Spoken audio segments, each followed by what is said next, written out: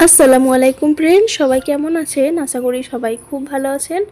Welcome to my channel রুমার রান্নাঘর।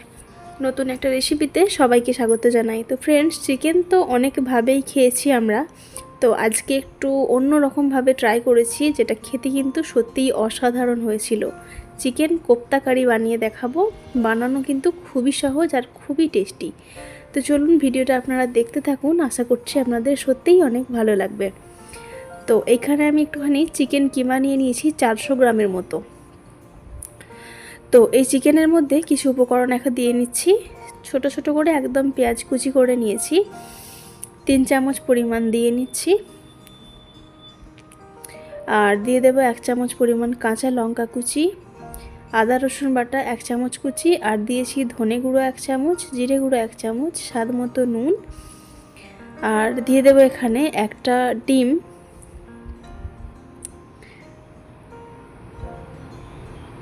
আর দিচ্ছি এখানে 3 চামচ পরিমাণ, ছোট চামচের 3 চামচ কর্নফ্লাওয়ার।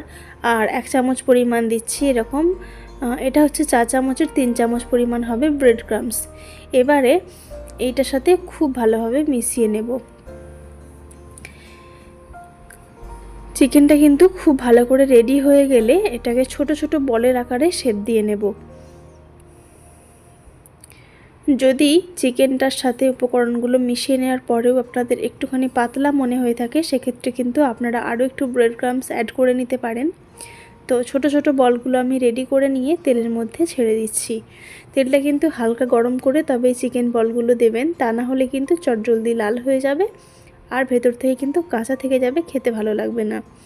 দেখুন সুন্দর একটা কালার চলে এসেছে। এই পর্যায়ে আমি উল্টে পাল্টে ভেজে নিচ্ছি।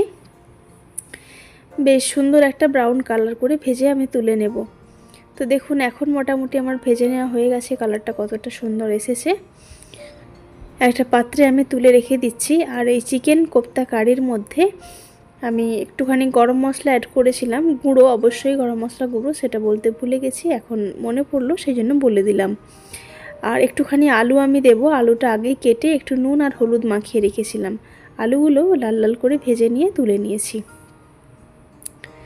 এখন তেলটা যেহেতু এখানে অনেকটা আছে, অল্প পরিমাণে একটু তেল আমি ঢেলে রেখে দিচ্ছি। আর দিয়ে দিচ্ছি কয়েকটা গরম মশলা একটুখানি ফোড়নে, 2-3টে এলাচ, আর হচ্ছে লবঙ্গ, আর 2টো দারুচিনি, আর দিচ্ছি এখানে তেজপাতা। দিয়ে এটাকে সুন্দর করে একটা ফ্লেভার বের হলে পেঁয়াজগুলো কুচি করা যেগুলো ছিল সেগুলো দিয়ে নিয়ে পেঁয়াজটা হালকা একটু ব্রাউন করে ভেজে নিয়ে এখানে 2টো টমেটো আমি পিউরি করে রেখেছিলাম সেটার মধ্যে দিয়ে নিলাম।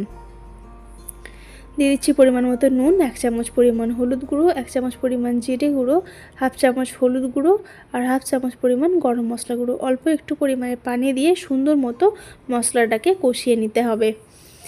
এবারে সবশেষে এখানে দিয়ে দিচ্ছি আদা রসুন আর কাঁচা লঙ্কা পেস্ট।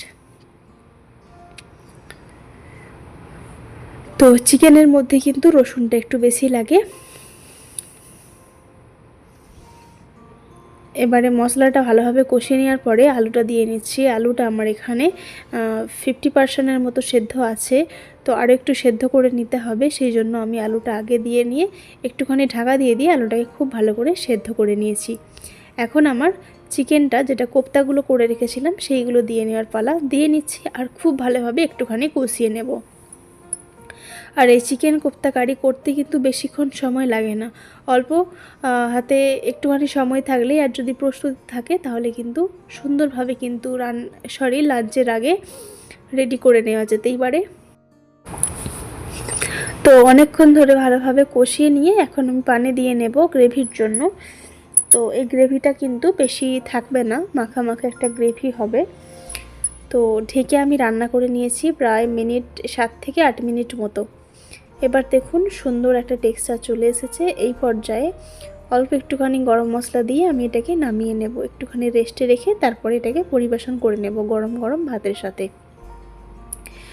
সত্যিই ফ্রেন্ডস অসাধারণ টেস্ট হয়েছিল। আপনারা অবশ্যই একবার চিকেন কোপ্তা কারি বানিয়ে দেখুন। চিকেন তো আমরা অনেকভাবেই খেয়ে থাকি, তো একবার এইভাবে ট্রাই করে দেখতে পারেন। তো এই ছিল আমার আজকের রেসিপি। আপনাদের কাছে কেমন লাগলো? যদি ভালো লেগে থাকে অবশ্যই একটা লাইক কমেন্ট শেয়ার করে দেবেন। আপনাদের একটা কমেন্ট কিন্তু আমার চলার পথের অনেক বড় অনুপ্রেরণা। আপনারা যদি সাবস্ক্রাইব করে না থাকেন চ্যানেলটাকে অবশ্যই সাবস্ক্রাইব করে নিয়ে পাশে থাকবেন। আর দেখা হবে আপনাদের সাথে পরবর্তী নতুন একটা ভিডিও নিয়ে। নতুন ভিডিও দেখার আপনাদের আমন্ত্রণ রইল। আপনারা ভালো থাকবেন, সুস্থ থাকবেন, সাবধানে থাকবেন। অতি অবশ্যই চ্যানেলটাকে সাবস্ক্রাইব করে নিয়ে পাশে থাকবেন।